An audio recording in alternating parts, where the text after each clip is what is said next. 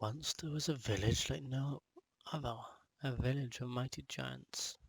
In the village there was a family, one daddy giant, one mummy giant, and one young giant. Out of all the giant families, Samuel was the youngest one. None of the other giants wanted to play with him. Samuel said to his mummy, "There is nothing to do and no one to play with." She replied, "Why don't you help me, Sam?"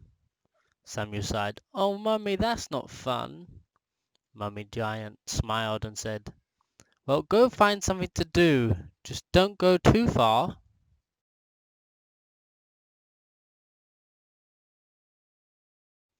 Samuel was thinking, he thought, "I know, I'll play tag." He ran around in a circle and shouted, "Well, this ain't no fun."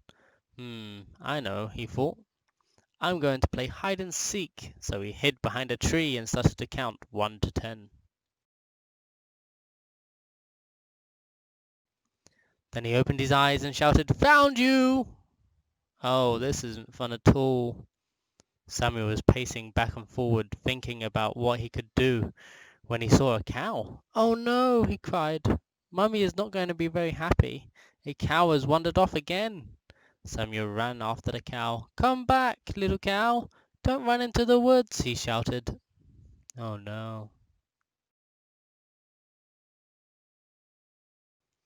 Samuel looked around and he didn't recognize any of the trees or even the way he had come.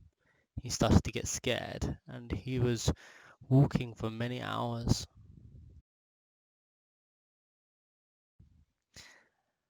At As the sun went down, he saw some little lights.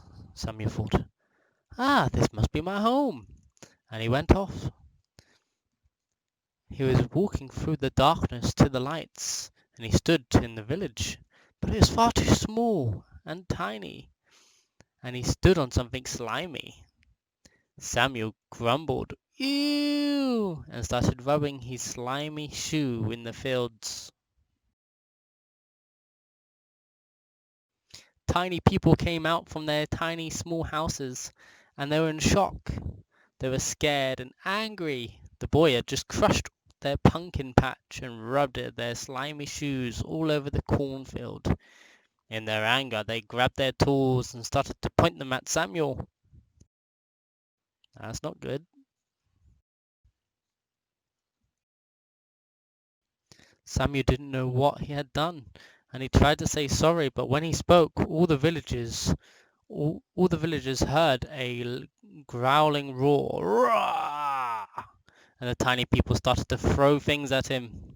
He ran back into the woods as fast as he could, not even looking back.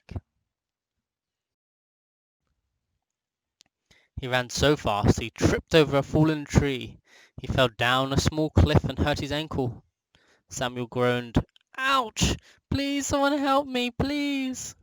He looked up, and there was a small cave. He walked to the entrance of the cave and entered the cave. He wandered through a cave and heard a sound of classical music. He followed the sound. It started getting louder, and Samuel saw a fancy room, and there was a dragon reading a book, sitting in a chair and drinking a cup of tea. The dragon said, "Well, hello there. What are you doing in my home?" Samuel replied, "I'm sorry, but I need your help. I'm lost and alone." The dragon said, "You poor boy.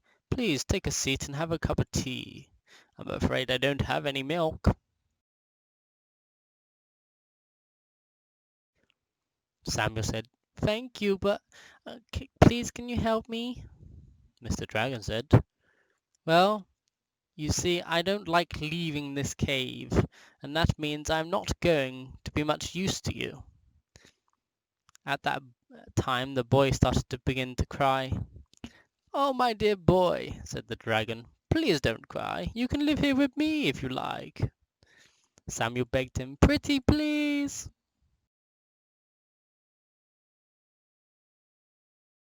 Mr. Dragon sighed, "I can't. I cannot. I haven't left this cage in over a year, boy." I'm sorry, but if you don't want to stay, then you should just leave now and find your own way home. Samuel was sad. He needed the dragon's help. Suddenly he had an idea and said, Mr. Dragon, I can get you all the milk you could ever want.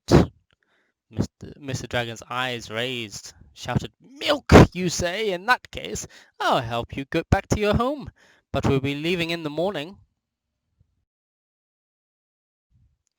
Samuel was very grateful to Mr. Dragon. As soon as the dawn broke, Samuel shook Mr. Dragon and said, Come on, wake up, let's go, it's morning. Mr. Dragon yawned. Okay, boy, let's just have a cup of tea first. Mr. Dragon drank his tea and they began to left the cave.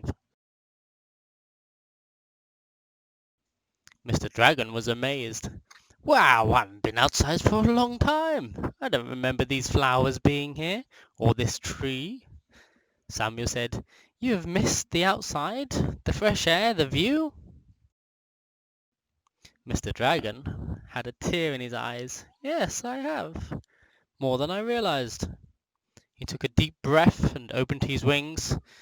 Samuel coughed because they were amazing but very dusty. Mr. Dragon laughed and said, Well, well, stop staring, boy. Hop on.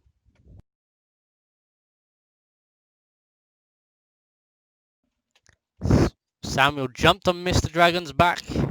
Then Mr. Dragon said, I have to tell you, I have not done this in a while. He smiled and took off into the sky, almost hitting a tree on the way up. Samuel was grinning ear to ear. He said, Wow, this is amazing. I can see the small people's village from here. As he looked, he saw the villagers were upset and crying over their fields. All their food has been stamped on. Samuel felt so bad. No wonder they were angry. Mr. Dragon was flying over the forest. He said, Thank you, Samuel, for this. Some of us dragons get stuck in our ways. I owe you for getting me out of this small cave with no windows and a bad smell. Samuel was glad that he helped Mr. Dragon.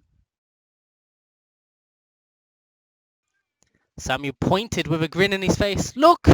There! That's my village! His mummy was waving and jumping. His daddy was wiping a tear from his eyes.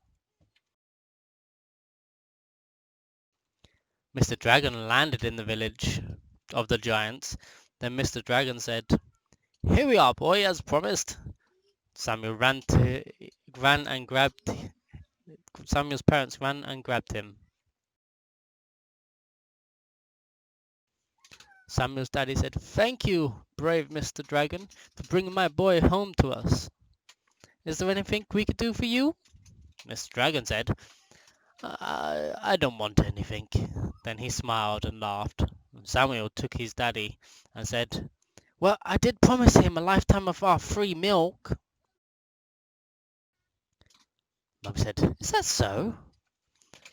She talked to Daddy Giant quietly and decided, Okay, Mr. Dragon, we would like you to live here with us and never go without milk ever again. Samuel said, Can we build him a house in the village with windows and a huge teapot for his tea? Mr. Dragon was so shocked and delighted. He said, Oh my, thank you, giants of the giant village. In turn, I will make the whole village my lovely pot of tea. A few days later, the giants were building Mr. Dragon a home. It was nearly finished. Mr. Dragon said, Wow, that was so fast. It looks great. Samuel said, Oh yeah, our giants are great at building things. We could build anything. Then Samuel asked his mummy, Can I have some milk and some bread? Of course, she said. He grabbed the giant bucket of milk and bread and jumped on the dragon's back and flew to the little village.